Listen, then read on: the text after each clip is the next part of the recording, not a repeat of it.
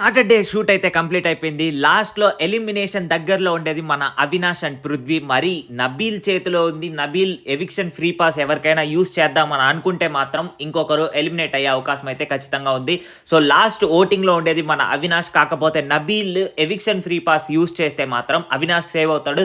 ఇంకో plus point ఏంటంటే ఆయన ఇప్పుడు మెగా చీఫ్‌గా అయ్యారు కాబట్టి, సెకండ్ టైం మెగా చీఫ్ అయ్యారు కాబట్టి, సో మాక్సిమం మెగా చీఫ్ అయ్యుండే వాళ్ళని ఖచ్చితంగా ఆ పొజిషన్‌లో నుంచి తీసేయరు. సో నేనైతే 99% పృథ్వీ అయితే ఎలిమినేట్ అవుతాడని చెప్పనేసి అనుకుంటున్నాను. సో నాగార్జున సార్ అయితే ఎపిసోడ్ షూట్‌లో మన అవినాష్‌ని వీళ్ళందరినీ మెచ్చుకున్నారు. ఎందుకంటే మరోసారి మెగా చీఫ్ అయ్యారు అని చెప్పనేసి.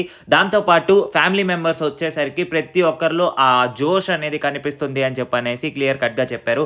మన ప్రేరణ ఎవరైతే ఉన్నారో, సో ప్రేరణ మెగా చీఫ్‌గా ఉండేటప్పుడు ఎందుకు అంత హింసించింది అని చెప్పనేసి ఒకసారి అడిగారు. సో ఆమె రెస్పాన్స్ ఏంటంటే, నేను క్లీన్లీనెస్ మెయింటైన్ చేద్దాం అనుకున్నాను హౌస్‌లో అని చెప్పనేసి రెస్పాండ్ అయితే అయ్యింది. కాకపోతే ఇంకో విషయం కూడా మాట్లాడారు.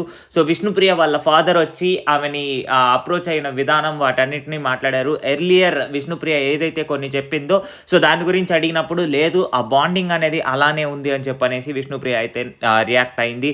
సో అందరు కంటెస్టెంట్స్‌ని లేపి వాళ్ళకి ఎందుకు ఈ ఫ్యామిలీ వీక్ ఏం ఇచ్చింది వాళ్ళకి అని చెప్పనేసి అడిగారు. సో వాళ్ళైతే ప్రాపర్‌గా రెస్పాండ్ అయ్యారు. లైక్ మా ఎమోషన్స్ అన్నిటిని బాగా కనెక్ట్ చేసింది.